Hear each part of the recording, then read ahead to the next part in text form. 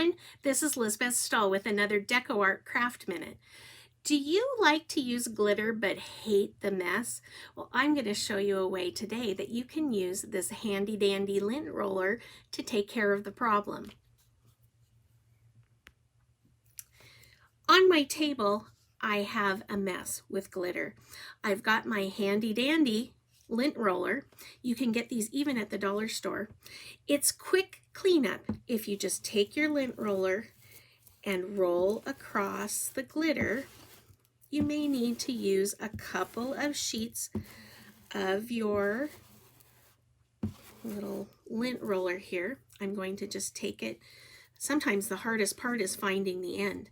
This is something that I learned from one of my students, and I just thought it was a really great tip that many of you could probably use because I had never heard of it. Thanks for coming on in. This is Lisbeth Stahl with another DecoArt Craft Minute. Thanks for watching.